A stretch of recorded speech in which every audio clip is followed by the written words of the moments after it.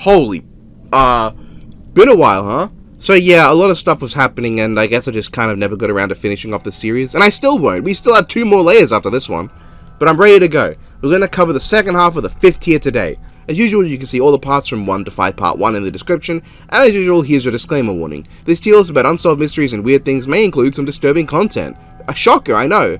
And for YouTube, this is all educational, so don't demonetize me. The Oakville Blobs. This refers to an event that occurred in 1994. Oakville, Washington just spontaneously received a rain of strange translucent gelatinous goo. At the time, these rains of goo were reported to have caused sickness and even the death of a cat. You might be surprised to know that on this list of unsolved mysteries, this mystery remains unsolved. At the time, it was found that the blobs had traces of white blood cells, but this has since been debunked. Multiple theories have been circulated, ranging from the ones that are generally accepted to be false, like that it was airplane waste dropped onto the city, or the ones that are not entirely considered bullshit, but we don't know for sure, like that it was chunks of sea jellies that had been launched over the city as a result of bombs dropped in the Pacific Ocean. There's not much more to say from what I can gather. Some goo rained from the sky, we don't know why, a cat died. The Sierra Sasquatch Noises. This entry links to an article at the Bigfoot base that labels itself as the most impressive evidence for Bigfoot, which is a thing you can say. Recorded over multiple years between Lake Tahoe and Yosemite National Park, I don't know how that's pronounced, I'm not American, 2 blokes supposedly encountered Bigfoot multiple times and recorded the audio of this stealthy creature. Let me play some clips for you right now.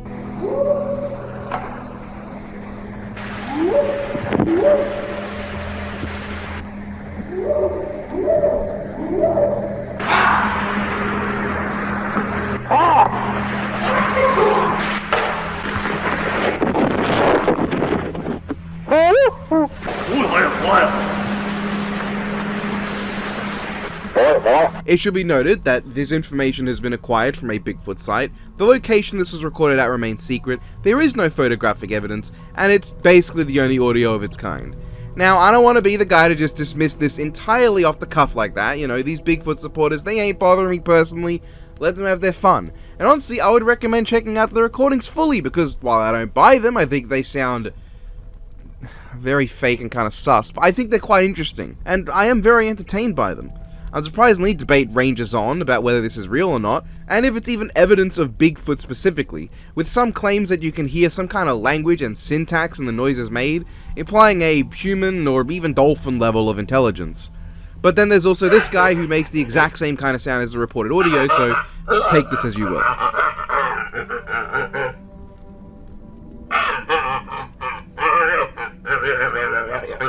HR 4796. Can I just mention that I love when this iceberg gets to be about weird random bullshit and not actual murders? Fantastic stuff. So, HR 4796 is a binary star system located in the Centaurus constellation. At least as located in a constellation as you can be. You can tell from looking at this thing that it looks fucking wicked, and that's it. It has often been nicknamed Sauron's Eye, after Peter Jackson's iconic depiction of the Eye of Sauron in the Lord of the Rings film trilogy. I don't think I need to say more about it. I mean, you can see for yourself. It looks sick, and it seems like there's plenty of studies on what the ring around it really is. Tic Tac Encounter.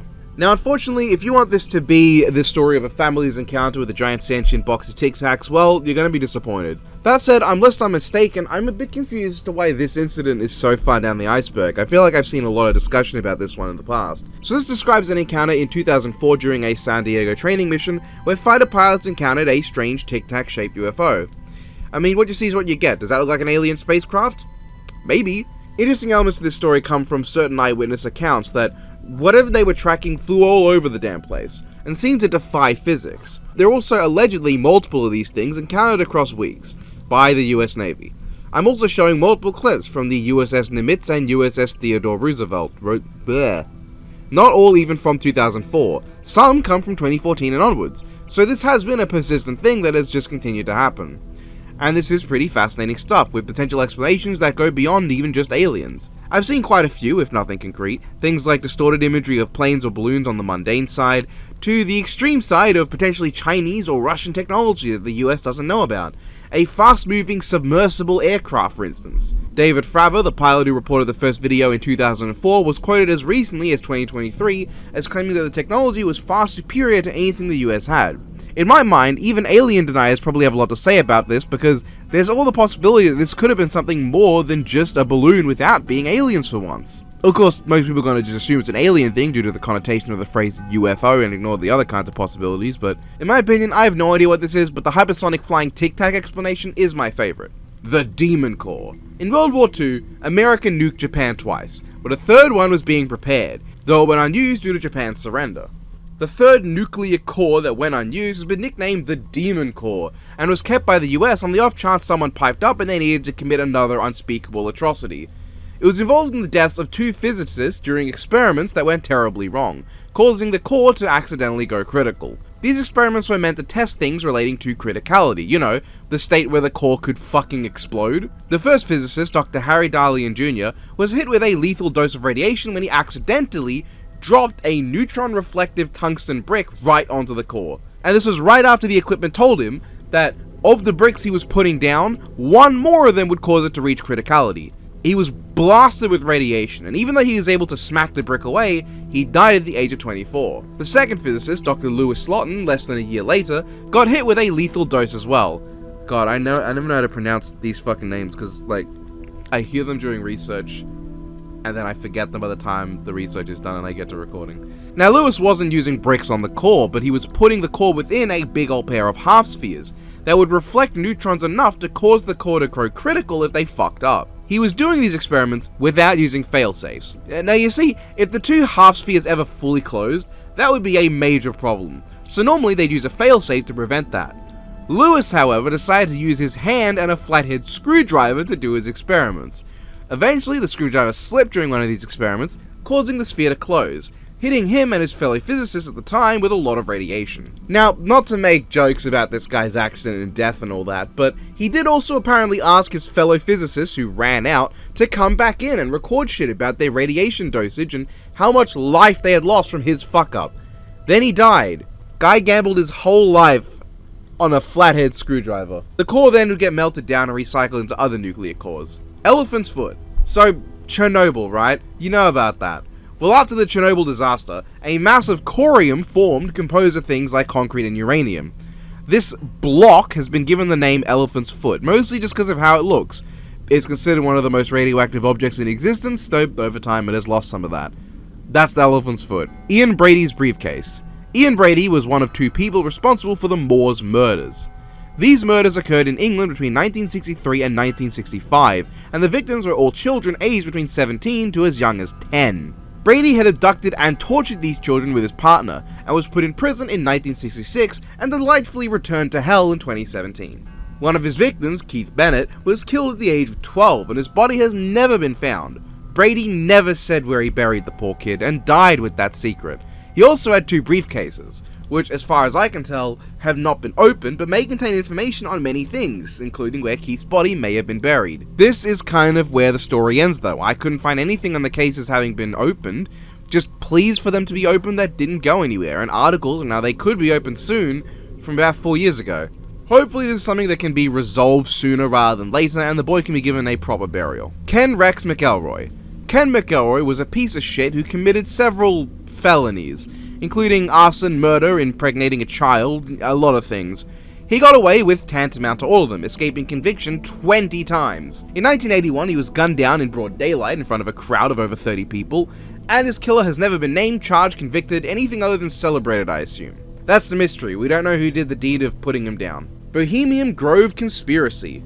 So this is about a group of rich bastards who get together every now and again in the Bohemian Grove, made up of rich and powerful men, and only men, who are just there to let loose and not do business or worry about shit. Wow, so wholesome. It's also where a lot of Manhattan Project details got discussed. Anyway, naturally, there are a lot of conspiracy theories about what goes on, like that these are Illuminati gatherings, or that they're all secretly in cahoots planning world-changing events, stuff which I guess cannot really be solved unless people go in and investigate. But you probably get fined if you do. The Big Grey Man. I'm fairly off more, which I probably pronounced completely wrong because it's Celtic and their letters never sound the way you think they do. Which translates to the Big Grey Man, is a creature of Scottish folklore cited since 1925 that is supposedly a tall, thin, dark creature lurking within the summits of Ben Macdui. Ben Macdui, that's also probably wrong. This being is noted for often being hidden in fog and barely ever seen, of course. Pretty much all of its evidence is just people saying, "Oh lad, I saw him yesterday when I was taking a shit on my daily hike." That's how Scottish people talk, right? Truth be told, probably one of the cooler cryptids to me, because the explanation for there being minimal photographs or evidence is actually kind of neat, and the explanation for how it came to be sighted is also kind of neat. You see, it's hard to take photos or get evidence of the thing, because it's only semi-corporeal in the first place. Some kind of abstract being that is only seen in the distance or in silhouette, because that's how it tends to show itself. And the explanation for why people have seen it is not just an owl or a piece of wood floating in the water, but exhaustion-originated hallucinations and tall shadows cast in the mist due to the broken spectre illusion. It's pretty cool. The Black Bird of Chernobyl. So Chernobyl, right? Apparently, before the meltdown, several of the workers reported seeing a big fuck-off bird. That's the whole story.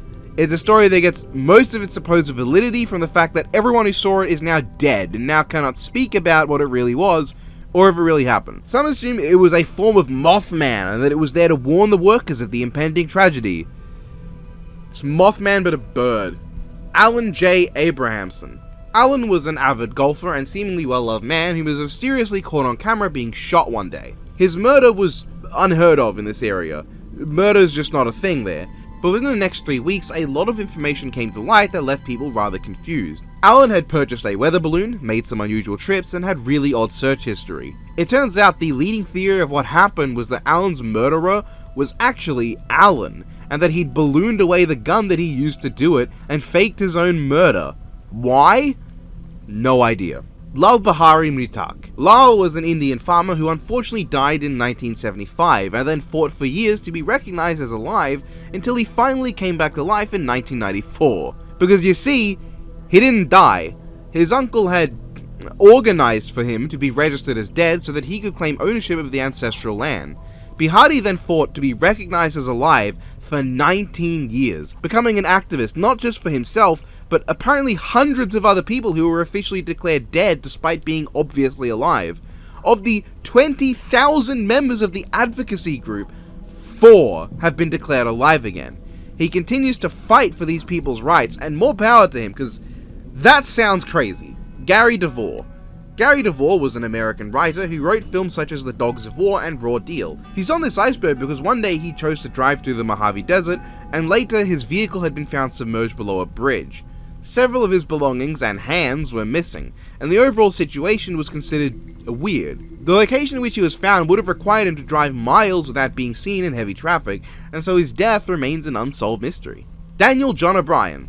So, Daniel John O'Brien was the guy who ended his own life by running into an airport naked, stealing a vehicle, driving to a 747, greasing himself up, and throwing his body into a jet engine. That's about it, I think. Vela Incident. In 1979, between Africa and Antarctica, an unidentified double flash of lights was detected by an American satellite. Unidentified flashes of light sounds to me like aliens. That's right, an alien showed up, pointed 2 flashlights into the satellite, and then left. That, or it could be something more serious, as information about it has remained classified by the US government. It seems that 2 big theories exist. One is that a meteorite hit the satellite. The other is that an undeclared nuclear test by South Africa and Israel was detected, as other double flashes of this kind have been caused by nuclear tests. So it could be one of those. 3000 block of 3rd Avenue kidnapping. What a title. On November 14th, 2019, a home security camera recorded audio of what is believed to be a kidnapping in Lemire Park, from LA. A car spotted driving past at the time has been theorized to also be involved. Apparently, some people believe the woman in the recording to be Tashira Broughton. Even her own mother. Tashira was found and is now safe with her family, but is never confirmed whether or not it was her in the footage. Police also haven't said anything, meaning either she is the woman and she's safe now, or she's not and the police just don't want to tell us anything. However, all I can find about this comes from videos with like 13,000 views at most. There's very little information I could find, but hopefully this is the end of the story and it's just, she's fine now. Susie's dying. This refers to a story in the UK, an urban legend if you would, where if you dialed 2020, you'd hear a woman on the other end saying, help me, Susie's dying, in a monotone voice. Help me, Susie's dying. The 4 major accounts are as follows. Rob Dickinson in the year 2000 claimed that in 1975, he and a bunch of other kids piled into a phone box to hear a spooky message. They dialed 20202020, didn't need to insert money to the box, and got hit with the message. He believed it could have been an engineer's test signal. Christopher McDermott in the same year claimed a similar thing, though he couldn't remember the number, and believed it to be an EVP, or electronic voice phenomenon. So, ghosts. A.G. Russell Dallimore in 2003 claimed that 2 phone boxes in particular would give this message when called, and Tracy McLean in 2003 said that in 1980 or 81, she and the other kids were fucking around in a phone box calling random people, and she claims that this number involved 2s and also 3s and got this message. That's the whole story.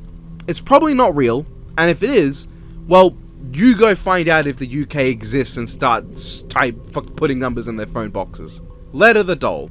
So this is a story of an Australian doll that supposedly houses the soul of a 200-year-old Romanian boy. Allegedly, it was found 46 years ago in Wagga Wagga by Kerry Walton, and yes, that's a real place, who claims that the doll moves around and shouts, "Let me out!" all the time. Apparently it has real hair on it and a human brain molded under the scalp, and it moves around in front of people all the time, and you can go see it in Australia.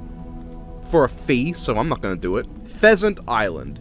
This is the world's smallest condominium, owned by both France and Spain, with the ownership swapping between them every 6 months. There you go. Mickey Mouse sex tape. So this would be the rather famous legend wherein before Walt Disney's 35th birthday, Disney animators did a short of Mickey and Minnie just absolutely fucking. From there on, the story starts being as coherent. Some say that Walt fired the animators, and others say he had a good chuckle. And some even say it's a load of bullshit, as no evidence really exists of this event beyond recounts from sources that aren't always considered terribly trustworthy, so it probably wasn't real. Zygmunt Adamski. Zygmunt Adamski was a Polish-born UK immigrant who went missing on June 6 of 1980. He was found a few days later dead and on top of a big-ass pile of coal.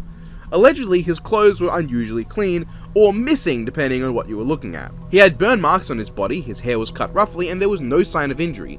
Can you see where this is going? Yes indeed, aliens. It's believed by some that he was abducted by aliens. There are other theories, like that he was hit by ball lightning, or that the KGB eliminated him for whatever reasons, but the alien theory is the big one. This is because of one Alan Godfrey, a police officer who was among the first to find his body, and who claimed actually had been in an alien encounter, having sighted a giant diamond craft and later undergoing hypnosis where he confessed to apparently having been abducted. And if you don't trust hypnosis, then who can you trust? And so this event, and his being tangentially connected to Zygmunt, has led to the whole alien abduction thing. Because of course it did. I mean, you just can't die in a mysterious way without being accused of being an alien victim, now can you? 973 et Namu 973. So this thing, which obviously reads the human backwards, is a funky, weird website that is really strange, full of weird links to cryptic pages that some say are endless in number. The website is fully composed of random mathematic equations, occult and religious theming, numerology. It's in many ways strange, and it was owned by one David Dennison, a UK artist who unfortunately did pass away, which gives me the impression that this is some really random experimental art project that has been continued and expanded upon after he passed. It also has its own forum and is generally weird. Great Red Spot. What the fuck is this doing down here? So, you know the big ass red circle on Jupiter? That's what this is about. You know, the big red spot that everyone knows about. It's a high pressure region in the planet's atmosphere that produces an anticyclonic storm that we've been observing for nearly 200 years now. This storm is 3 times wider than the Earth itself. There was apparently another red spot on the planet 300 years ago. That's probably not the same one, but that's its own thing. I don't know why this is here. Everyone knows about Jupiter's pimple. Zombie EAS hijacking. An emergency alert system? Fuck yeah, dude. We're going back to the analog horror train? So in 2013, Montana and Michigan stations were hijacked and hit with several emergency alerts, warning of a zombie apocalypse. Here is a clip of the 2008 video that the hijacking used the audio of. Civil authorities in your area have reported that the bodies of the dead are rising from their graves and attacking the living. Follow the messages on screen that will be updated This as is pretty information fun, but I want to know how becomes the actual people who witnessed this message at the time felt.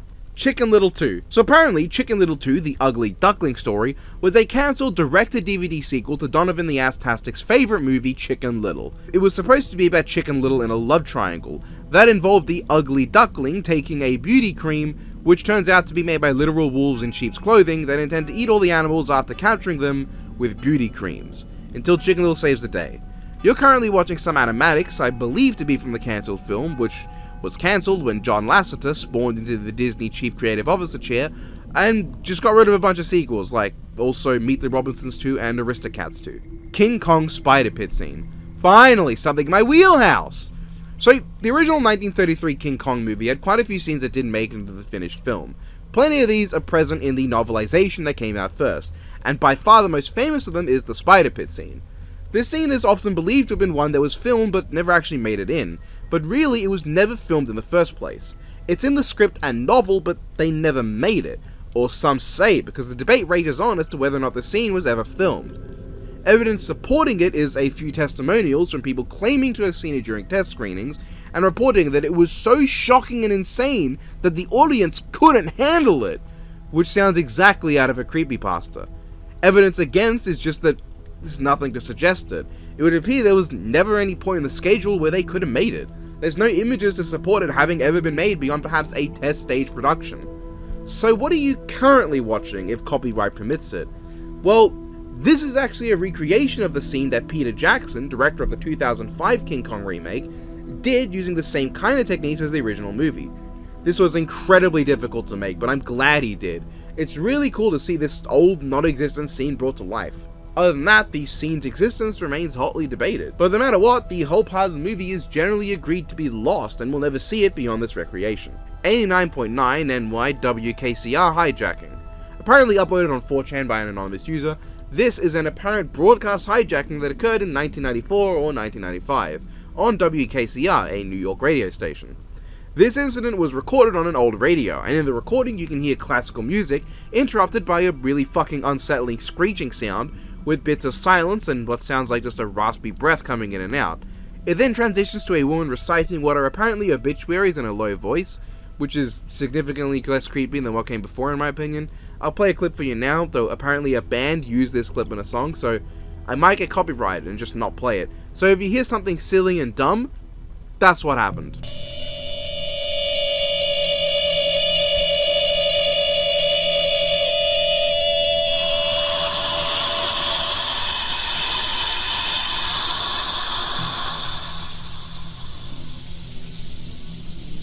However, the question is not just the obvious what happened here, but also the equally obvious is it real? Well, unfortunately, there's an answer to this. Iconic creepy YouTuber Scare Theater emailed both the original poster and WKCR themselves. Apparently this audio did play on the radio, but it wasn't a hijacking. It was probably just the person late at night behind the station doing something creepy to freak someone out, and it worked. You could probably just check that whole video out to get the full story, because otherwise I'd be parroting the entire work, and I don't want to do that. So, yes, this probably happened. No, it probably wasn't a hijacking. And yup, it's pretty creepy, at least at the start for me. Marozi. The Marozi is a supposed species of large feline that is essentially a lion with leopard spots that existed in Kenya. However, no physical evidence exists that can verify the existence of this species. Really, basically all the evidence comes from eyewitness accounts, which in the realm of cryptozoology is about as reliable as the evidence being written in piss in the snow. Spotted since 1903 and maybe further back, there was supposedly some shot and killed at one point, and supposedly traces of lions existing at far higher altitudes than normal. That said, nothing suggests the Marozi didn't exist, just that they're likely not their own distinct species. It's very probable that whatever might have been witnessed or killed were lions that just retained their childhood spots even into adulthood, which seems to be the most believable possibility. Now, is it impossible that this is its own species? No, but the sheer rarity of them makes it unlikely, and if one was found, it's fairly likely the studies would come to find that they are just normal lions with a mutation of some kind. Not that any of that is necessary for it to be cool, I mean, it's still a lion. Lions are cool enough, right? Mokele Mbembe. This creature is another cryptid, supposedly a sauropod dinosaur that lives in the Congo. Or should I say, it's another mythological entity that has become a cryptid by people who would rather throw theories about the existence of these important spiritual entities around instead of respecting the people behind them. Now, finding information about the actual beliefs of any Bantu tribes and what they think of the creature I found to be surprisingly difficult. A lot of people talk about it in very modern day terms, like they described it as a sauropod dinosaur, and a lot of quotes without sources about what have been said as well.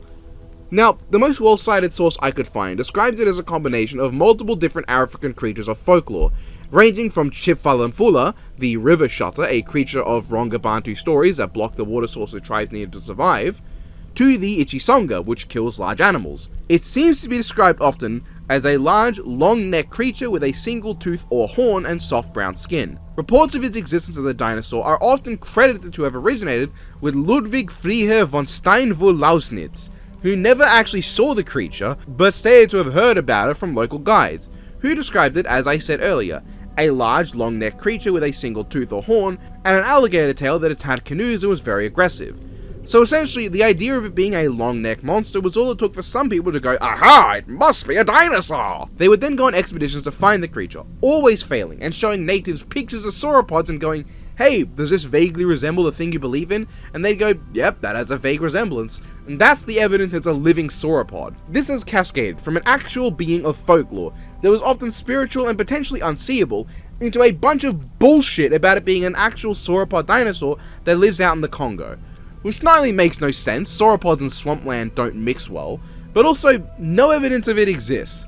A creature of this size surely wouldn't be nearly as hard to find when we're discovering new species of insect all the time. And I know I should be more understanding and not try to trample everyone's fun, but the prevalence of this cryptozoology bullshit has actually made finding information about the real beliefs of these people extremely hard.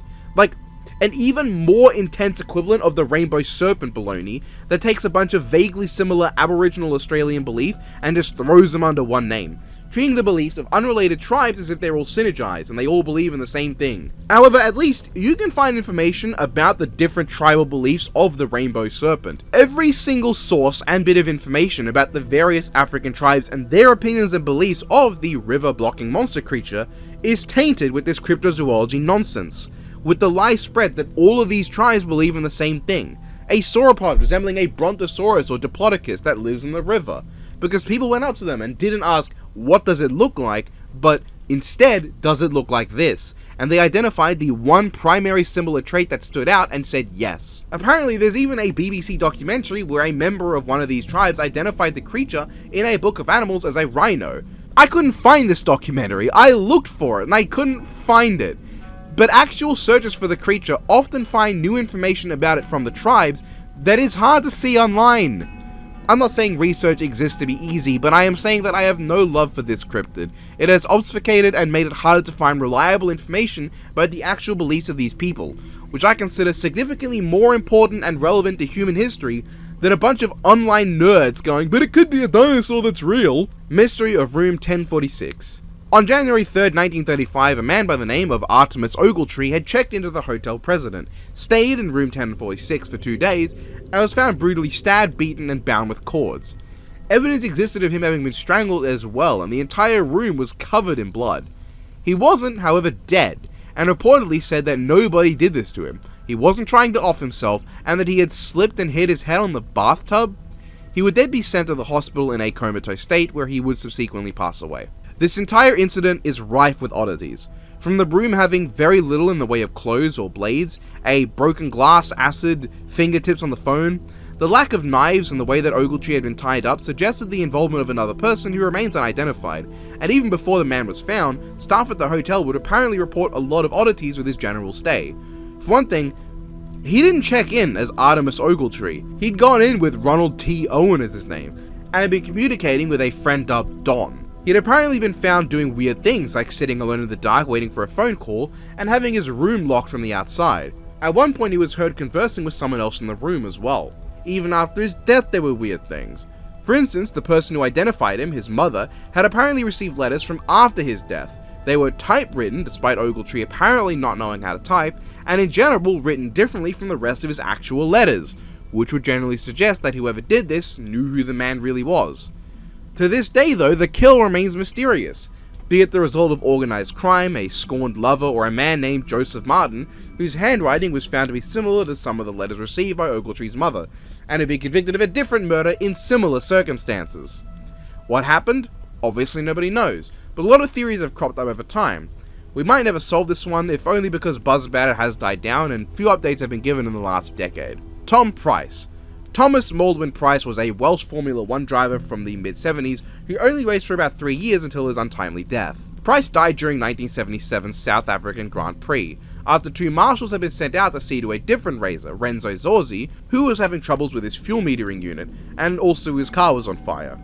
Now, coming over the brow of a nearby hill, Price couldn't see the 2 marshals in time, and crashed into the 19-year-old Frederik Jansen van Woerden, who died instantly. At the same time, the fire extinguisher that Frederick was holding ended up crashing into Price's helmet, killing him from the snapping of his neck, making for a very unusual set of deaths, which was very unfortunate for everyone involved. Dead Birds Mystery.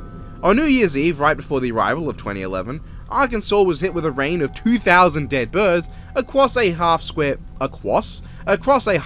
mile of land. Bird experts had many questions, notably, how'd they all suddenly start falling mid-flight?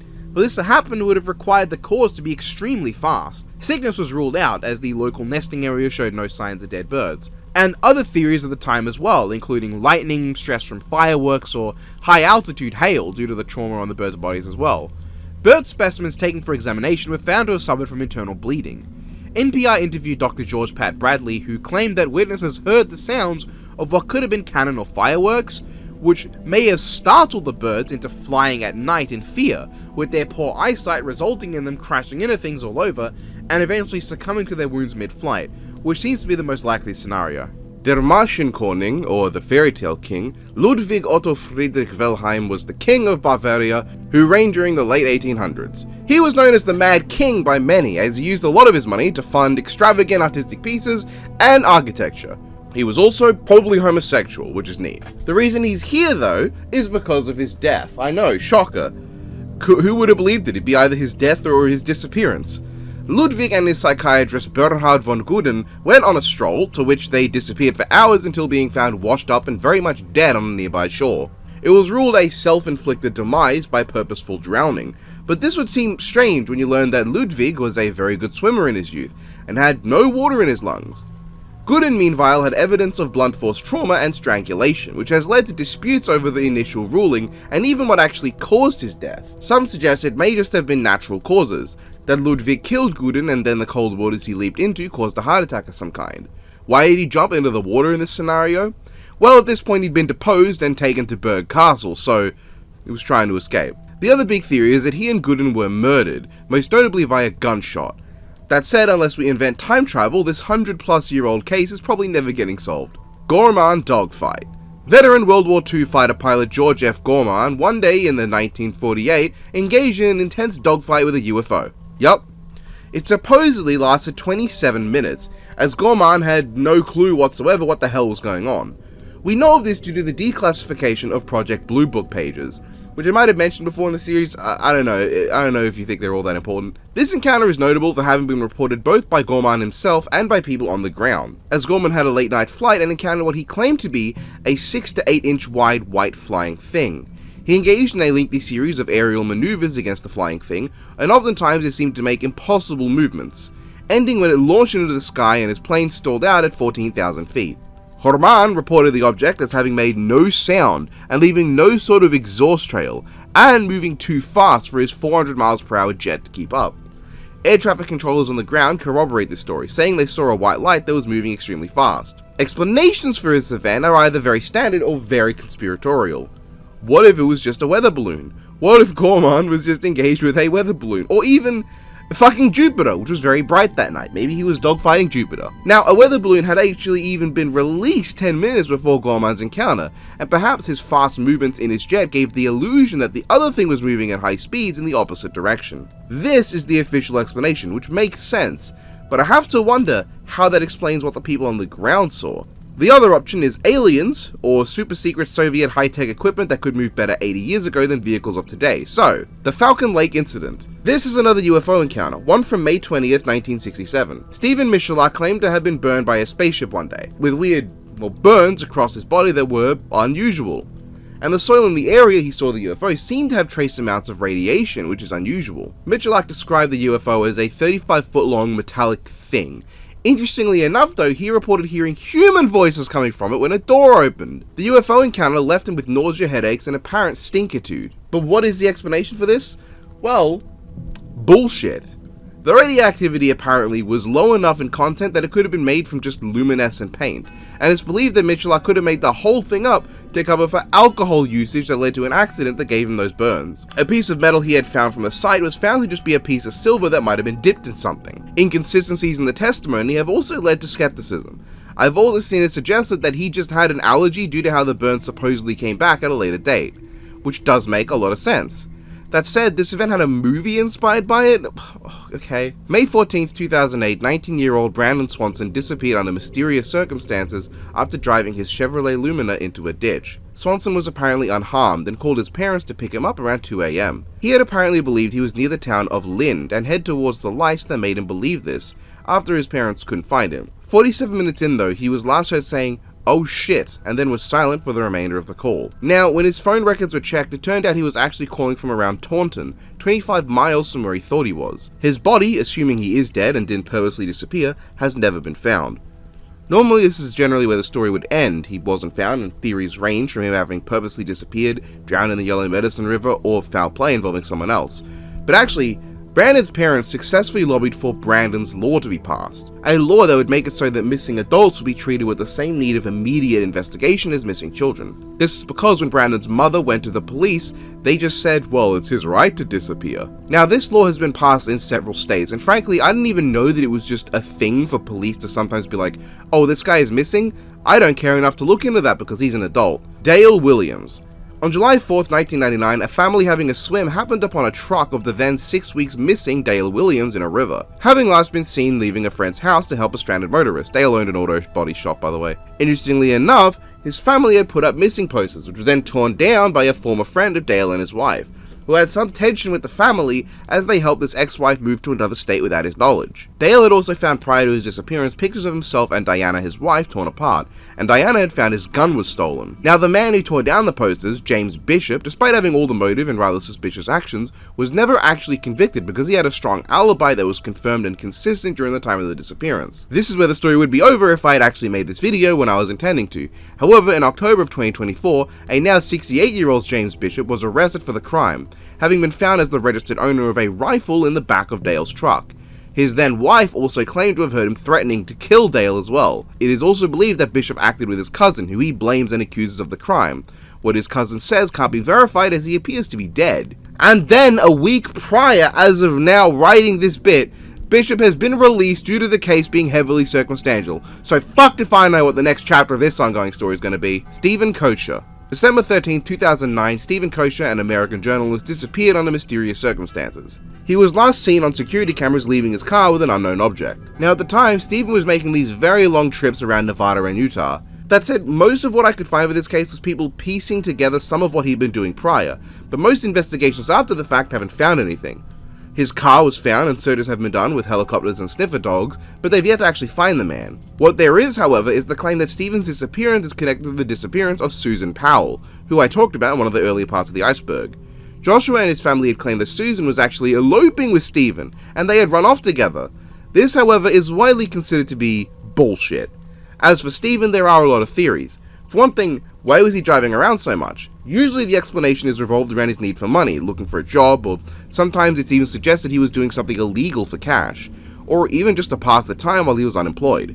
Theories about his actual disappearance range from the standard ran away, got murdered, got kidnapped, accidental death. There's no good evidence for any of these, but also seemingly minimal evidence against. It's quite strange, yet unsolved. Ray Rivera. Ray Rivera was a man found deceased in May of 2006 after nearly 2 weeks of disappearance. He was found when a hole was located on top of a building next to the building his car was found in, and his decomposing body was in the room the hole led to. This has led to the reasonable assumption that he was on the other building, threw himself off that building, into the roof of the one he was found in. Though apparently this is disputed, as the distance between the buildings and the circumstances of his footwear made it highly unlikely that he could have made that jump. For instance, Ray's injuries seemed to be inconsistent with what would have been found on someone who actually died from the kind of fall he suffered. Medical illustrator Marie Dornheimer has stated that his injuries would be better explained by him being hit with a car, which then of course would raise the question of, how the hell did he get all the way up to the conference room? The 14-year gap and immediate assumption of it being self-afflicted and not a homicide has led to the case more or less stagnating and being left as is, which is unfortunate, but we've seen older cases get revived in recent years. Maybe police will take another look at this and find something more concrete. 3X Murders. The 3X Murders are a set of 1930 murders that remain unsolved, involving two men, Joseph Mazinski and Noel Sowley, who were shot to death by an unknown assailant. This assailant murdered the first man, Joseph, under circumstances that seemed to keep changing the more the police questioned the woman who witnessed it, Catherine May, who turned out to have been having a 2-year-long affair with the married man who ate bullet that night. The killer, we can certainly say, gave her a note, and would later send other notes to the police labeling himself 3X, the man behind the gun. His notes included mentions of missing papers they were giving to Joseph, and threatened to kill 14 of his friends if these papers were not returned to him, and the secret international order he claimed to be a part of.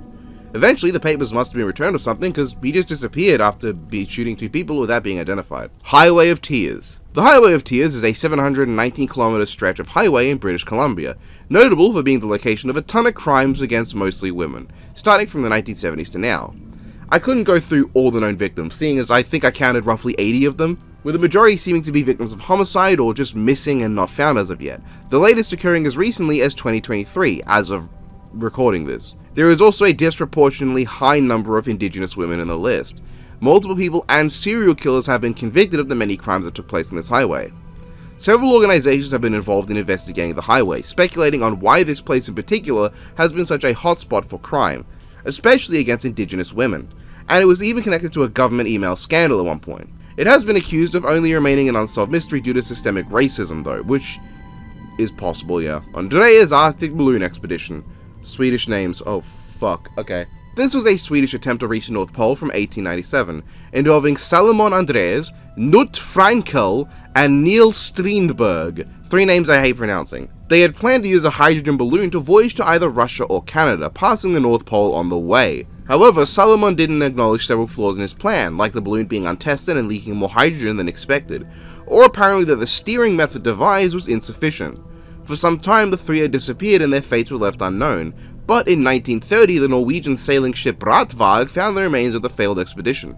According to the diary of Salomon, they had crashed and tried to trek their way back on foot, but what's not particularly noted is how they all died. In fact, we still don't know for sure because their recovered bodies were cremated before an examination could find what happened. There are tons, and I do mean tons of theories, I couldn't mention them all. Infection from improperly cooked meat that they ate, being attacked by a polar bear, trichinosis, there's so much debate on this, but their bodies are cremated, so finding proof is going to be hard, without that time travel device I was mentioning. Oh my god particle! The oh my god particle was a big-ass, high-energy cosmic ray detected on the Fly's Eye camera in 1991, which to date is the highest energy cosmic ray ever observed. That's it, I don't know what else to say, man, it made us observe cosmic rays more. Brabant Killers. This refers to 3 Belgian killers and their group who between 1982 and 85 were responsible for killing 28 people, with the case being closed on Friday 28th of 2024 and still being investigated as of 2025 anyway. Known as the Brabant Killers, Crazy Killers of Brabant, and Gang of Nijvel, the members were known as the Giant Killer and Old Man, and were also known for not just killing but also having tortured multiple of their victims across 2 supermarket robbery waves. They had killed a lot of people, robbed a lot of places, and never been convicted. While there are multiple theories as to who they were, even that the whole thing may have been an attempt by law enforcement to destabilize the Belgian state, there's just theories. And this case, as I said, I think is still ongoing. I'm actually not sure. I'm not sure how the closed case still being investigated thing works.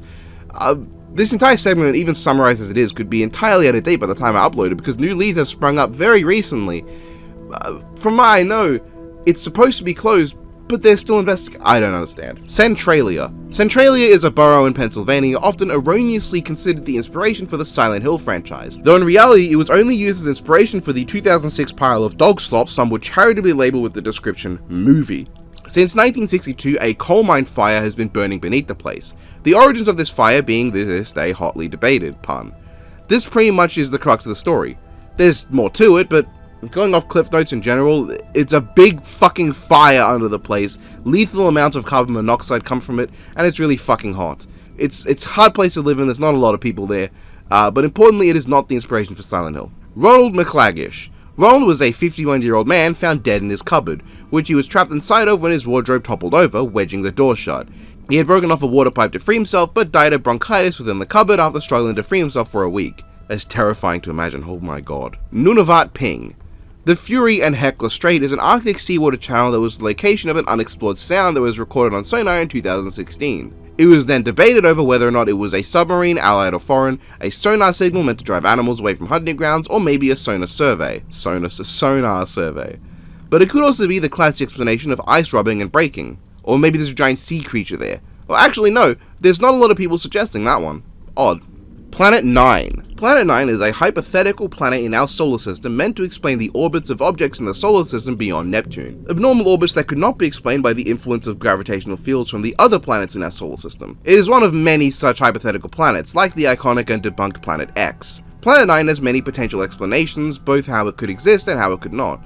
The most notable thing, however, is that for all the possibilities, be it, say, a core of a large planet that was ejected, or actually a primordial black hole or whatever, we've never observed it, which is really alarming because a lot of what I have read tells me that if it was real, it shouldn't be this hard to observe. Until we do observe it, if it exists, it remains only hypothetical at best. It could be real, but it's probably not. Abduction and return of Violet Ripken. I think it's interesting that this segment is worded this way instead of just being her name, but regardless, Violet Ripken was a then 74-year-old woman who in 2012 was abducted by an armed gunman from her garage. For the next day after, she was put into the backseat of her own car while the kidnapper drove around, stopped for gas and food, shared food with her, and otherwise was a surprisingly nice dude allegedly for a literal kidnapper, and then he just returned her to her home and walked away. No evidence he did anything more beyond stuff her in their car and drive her around. He was never identified and some believed he was a local. But that's it. Brianna Maitland. In 2004, Brianna Maitland disappeared after having passed her GED, had lunch with her mother, and worked a second job.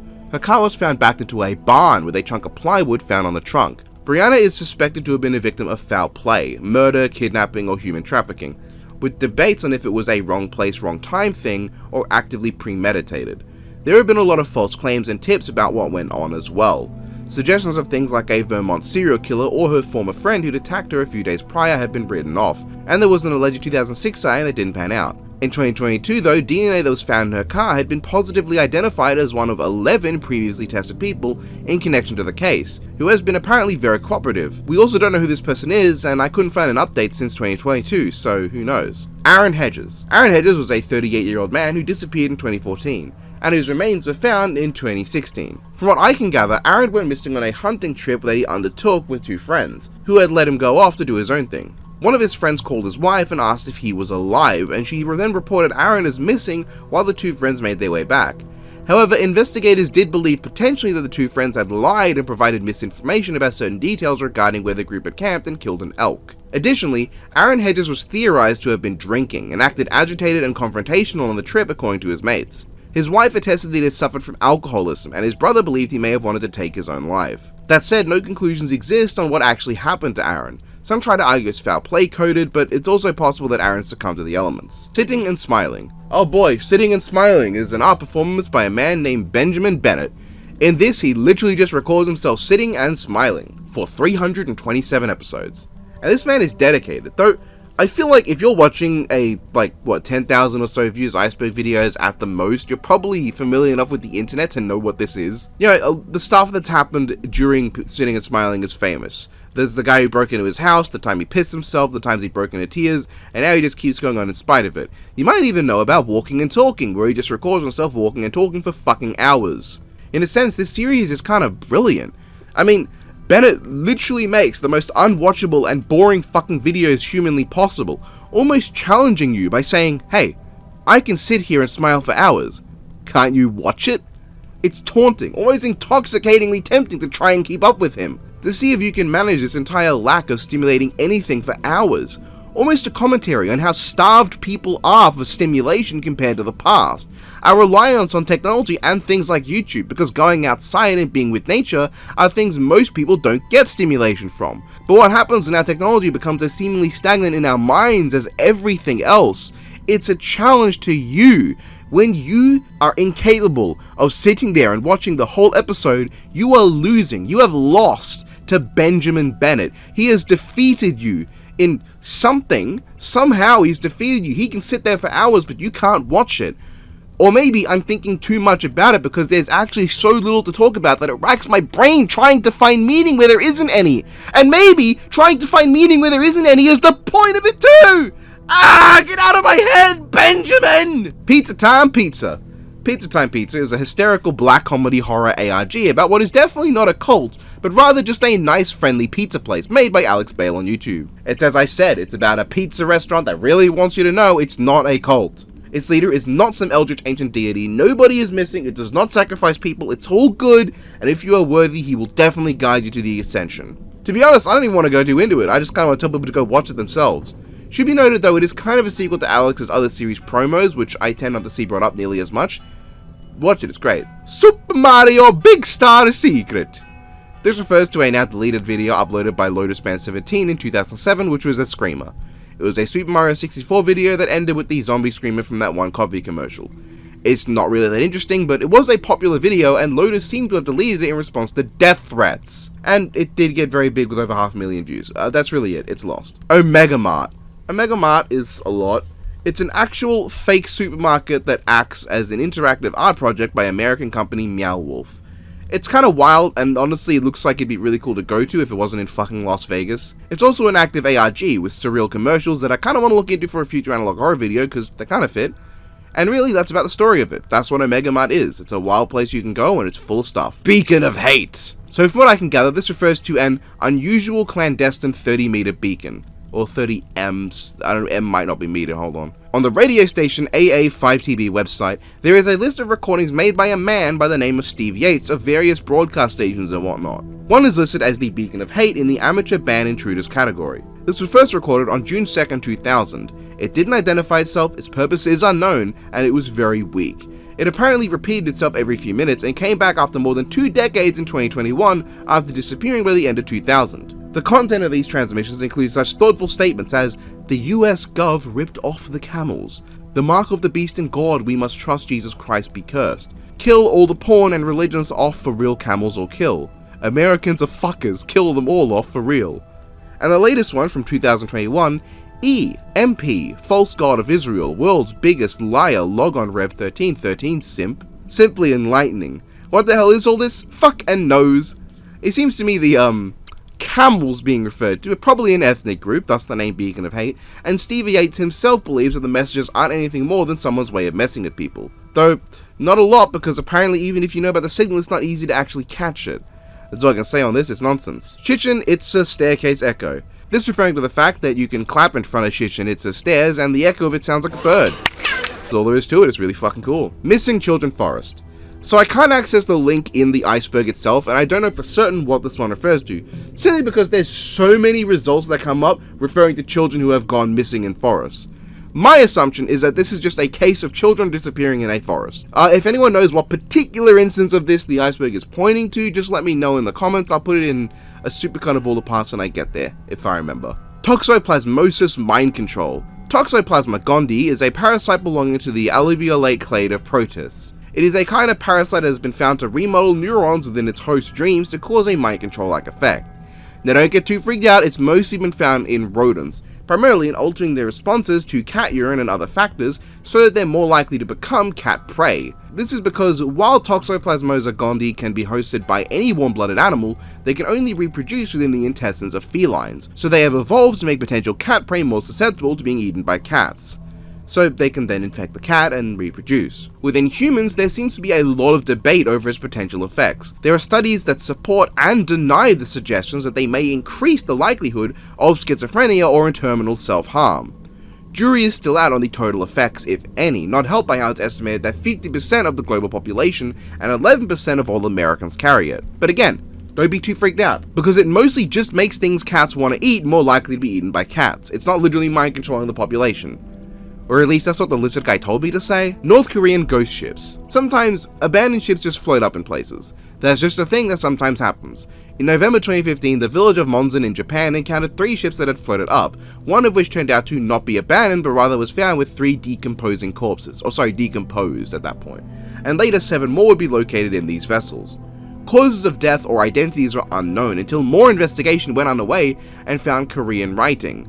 Evidence, in fact, that this was a North Korean vessel. It has been suggested that these ships could have been filled with people trying to escape, or possibly soldiers sent out to fish with equipment that wasn't good enough, in boats that weren't good enough. Throughout the years, more and more vessels have washed up around Japan, seeming to originate from North Korea, though we can only speculate as to why these were even out there in the first place. The Valley of Headless Men. Nahanni National Park Reserve is a large portion of the Mackenzie Mountains natural region, often believed to be haunted. It is also widely considered one of the last truly unexplored places on the planet, notably, ton of bodies found without heads. People have gone missing, there are stories of Native American tribes disappearing or running while trying to settle there, a lot of creepy stories and happenings. The question is, are these a result of, say, animal attacks? Is there ghosts and spirits? Maybe Bigfoot? Perhaps it's just regular old murderers? That's the question. I've not got an answer for you. Strange number stations. So this could refer to a lot of things, but this iceberg specifically links it to certain shortwave radio frequencies that, when picked up, come out to pre-scheduled broadcasts of people just spitting stuff out in monotone voices. Sometimes it's music, and usually it's a woman's voice. These are believed to potentially have been going on since World War I, but nobody has since identified the sources of these broadcasts. The most commonly believed theory is that these are a method for various secret services to send messages discreetly to one another, with the receivers having some manner of key allowing them to decipher the message. Or it's ghosts. Cap d'Oie. Cap d'Oie is a mysterious 12-foot tall, two-headed, mummified giant from Argentina, currently located in Baltimore, Maryland. Supposedly. See, the legend goes that Cap d'Oie is either a man that was fished up by Spaniards and killed after attacking them, or a corpse that washed up on the beach one day and was mummified thereafter. It's supposed to be the mummified corpse of a real giant individual with two heads. However, its provable origin point is a display for a sideshow attraction. That is, the thing was probably made to get people to spend money to come see it, and they just made up bullshit stories, with the apparent proof that it's not fake coming from a 1930s analysis that I couldn't find. So, in almost 100 years by this point anyway. Now, is this thing possibly real? Kind of. Probably not 12 foot tall, but it is technically possible for two conjoined twins to suffer from gigantism. We've talked about Robert Wadlow before, and he got pretty tall. Otherwise, though, I think the fact that this story begins by being told it's sideshow display promotions says all it needs to. Max Spiers, or Spears. Max Spiers was a conspiracy theorist who passed away in July of 2016 from pneumonia and drug intoxication, particularly a Xanax-type drug. However, his friends and family believe that he may have been murdered due to his being a conspiracy theorist that was constantly critical of the government, and in particular UFO sightings and child experiments being hidden from the public. It doesn't seem there's anything terribly in support of this, beyond Max reportedly saying that he thought he'd be murdered, or that he was being hunted by a satanic group, but he seems to have just taken Xanax and then died, which tells me that's probably what happened. Apparently one of his conspiracy theorist friends thinks aliens control his drug use or something though, so maybe he's right. Charles Morgan. Charles Chuck Morgan was a man who disappeared in 1977, but then came back and all sorts of stuff happened from there. According to Chuck's wife, Ruth Morgan, he had returned in a condition that made it clear he had been held captive, and was unable to speak for a while. He was eventually able to confess that he had been an undercover agent of 3 years, working for the federal government, but this has never been confirmed and the details of things are a bit hazy. He did a lot to try and look after his family, all while not telling them all the details, and stopping his wife from going to the authorities. After a few weeks he would vanish again. An unidentified woman would call his wife telling her that he was okay, and then 2 days later his body was found shot in the back of the head with his own Magnum, while wearing a bulletproof vest and with a $2 bill that had a bunch of stuff written on it. The authorities ruled this a self-inflicted death, though both his wife and investigative reporter, Don DeRoe, doubt this. Sometime after, a woman calling herself Green Eyes would call the sheriff's department, claiming to be the one who called Ruth a couple days earlier, and she claimed that Chuck had attempted to buy off a hitman that organized crime had told to eliminate him, but the hitman took the money and then shot him anyway, to get the other money too. To this day, what stories are true remains unknown, though it seems most likely that Chuck was involved in something to do with organized crime and the government, got in way over his head, and was taken out as a result. Double slit experiment. Observer effect. This is an experiment first performed in 1801 by Thomas Young, and later expanded upon with time, that demonstrates how light and matter exhibit behavior of both classical particles and waves. Don't know what that means? Fantastic. The sort of just paraphrase from British physicist Jim Al-Khalili, the experiment involves shining a light onto something, and between the light source and the thing you're hitting, put a wall with 2 slits on it, horizontal slits. So essentially the light squeezes through those slits and those become akin to 2 new light sources. You will get an interference pattern on the back wall.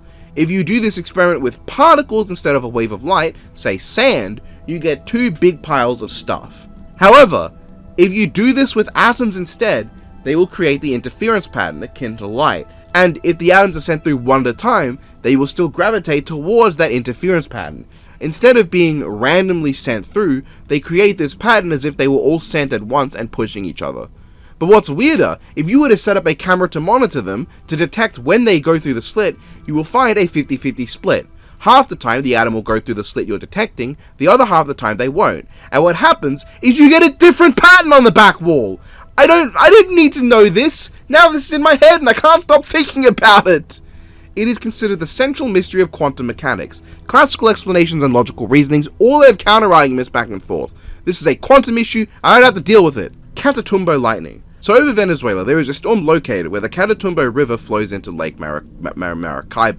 Specifically, this refers to a phenomenon where for around 160 nights a year, there's perpetual lightning over this area, and the conditions are perfect for it. So that's basically it. There's tantamount to a perpetual lightning storm over this lake, and produces more lightning than any phenomenon in the world. Shugborough inscription. Ousvavv. Does this have any meaning to you? If I put a D at the start and an M at the end, would it gain any meaning to you? It shouldn't, because this inscription is carved into the 18th century Shepherd's Monument. We don't know what it means. There are theories like that it's some kind of code, or that it means something when put through a cipher, or its initials into some kind of Latin or English phrase. I have no idea what it could be. I barely speak either of those languages. The Mad Gasser of Mattoon. Here we are at the end of the 5th tier, the good old Mad Gasser of Mattoon. This is the title given to the person, or possibly multiple people, who are responsible for a series of 1940 gas attacks in the city of Mattoon.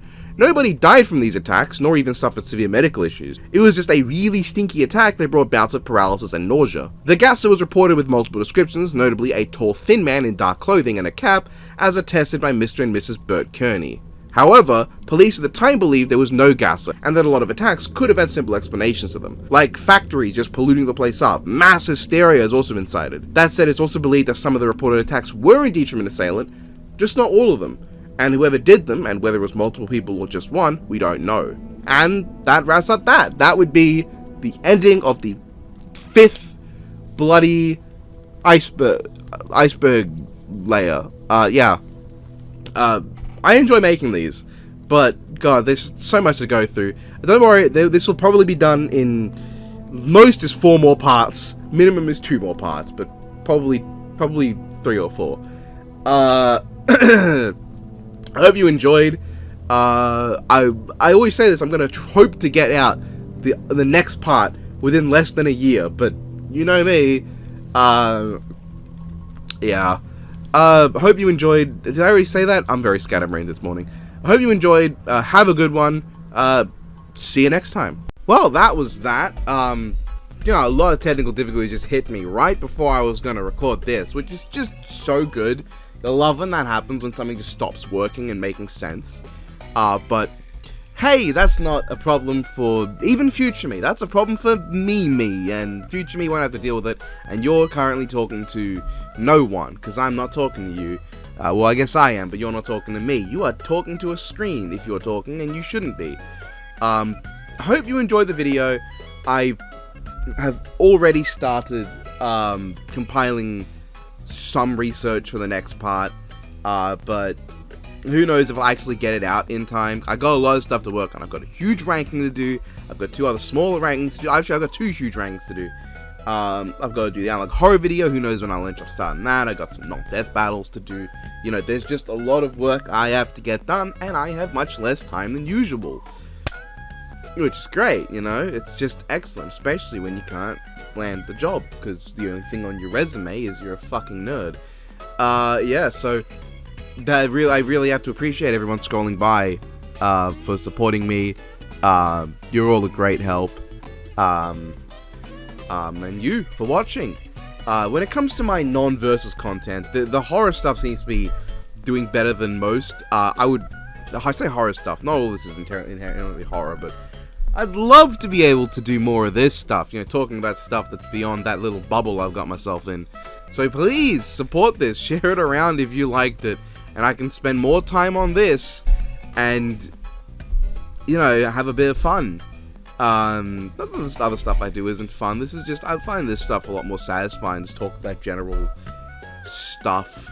But yeah, as I said, I hope you enjoyed. Thank you everyone supporting me, and you can support me on Patreon too, via the link in the description, which will take you to my Patreon. And if you do, you'll get to see videos like this iceberg video early. It came out early on Patreon, and you can make me say stupid stuff, which the people here are going to. Yeah, let's just see what they got. Seems you've forgotten what the... Yeah, okay, I mean... Am I supposed to just read the exact fucking meme? I mean, like, we've all seen this one before, right?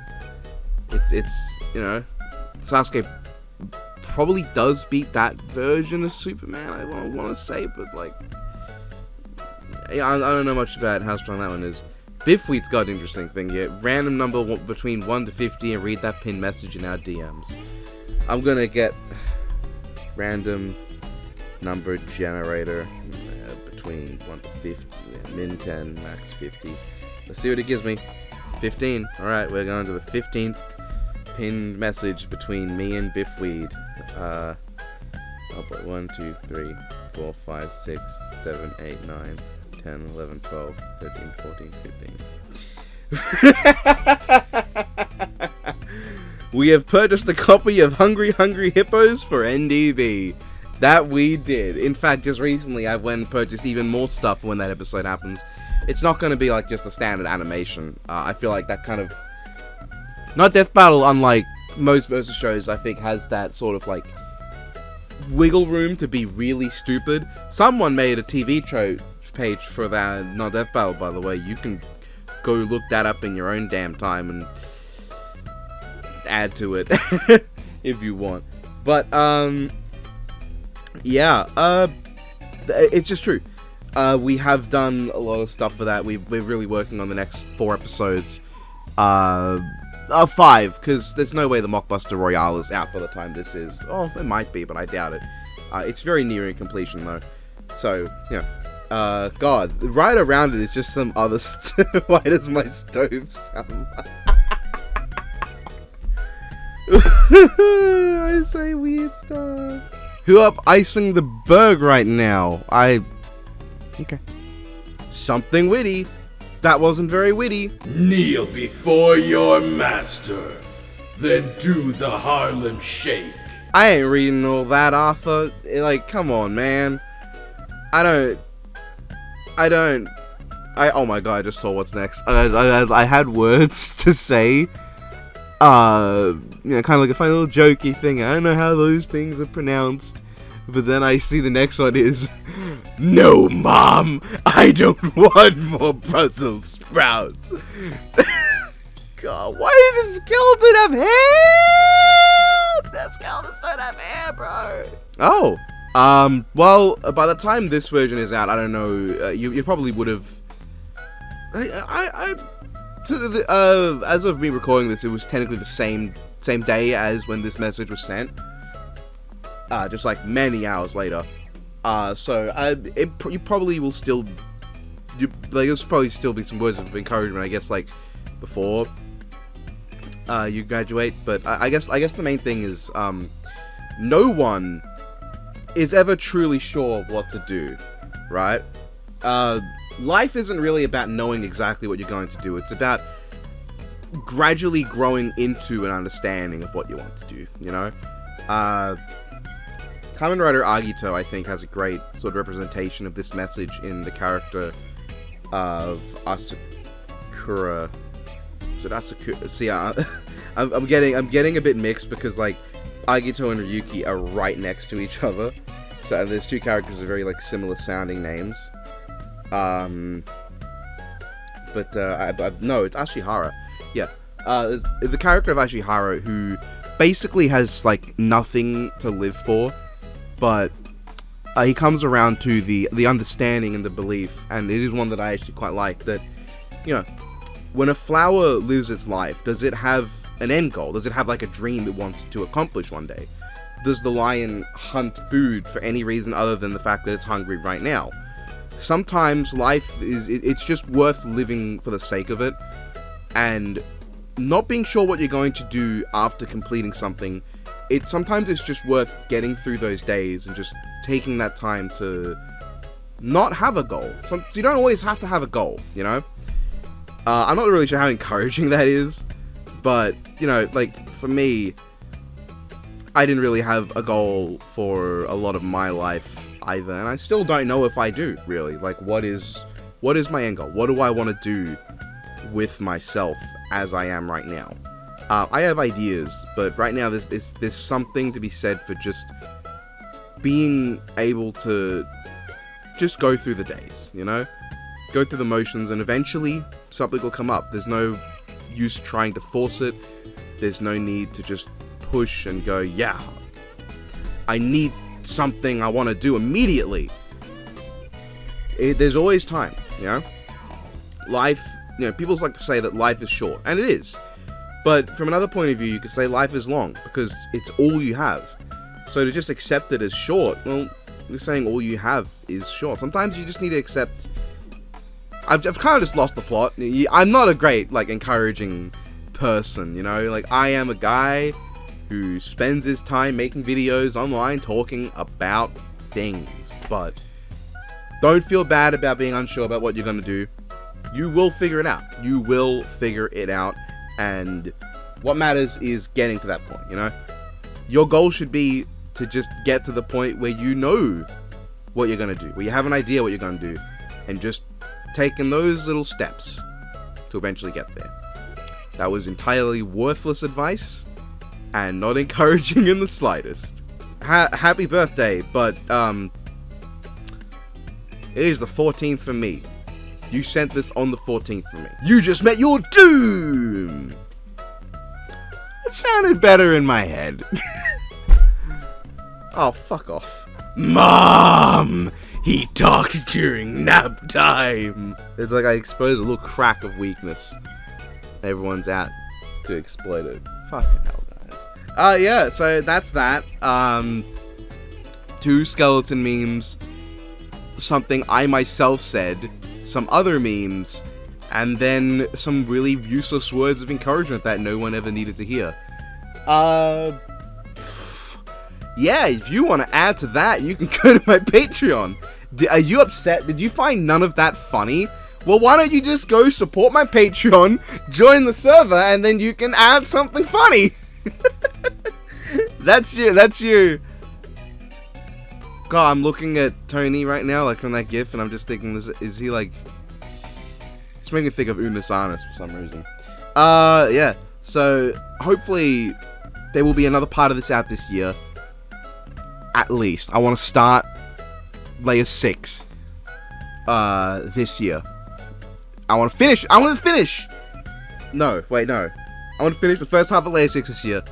Also want to get my analog horror video out, which, you know, I'm gonna get started on that at some point soon, because there's several months. But it took several months to get the last one done, and I didn't have all this extra workload, and I had more time than I do currently. So I think once I finish watching Kamen Rider Den-O, which by the time this video comes out, I am only 8 episodes away from finishing it. And half of the movies require me to watch other Kamen Rider shows, like Kiva, Decade, O's. So I can just ignore those for now. Before I jump into Kiva, I'll get some analog horror done. You know, they're not very long. I can get through, like, several full shows in a week. I think I've gotten through all the big long ones. I say that. Night Owl was super long. And I gotta go back through, like, the ones that got new content since I last... Oh, God, why do I do this to myself? Yeah, so have a good one, everyone. I will see you later. Well, not later, at another point in time, probably. Which you could argue is still later. Oh, fuck, I'm just yapping. Alright. Have a good one, folks. Goodbye.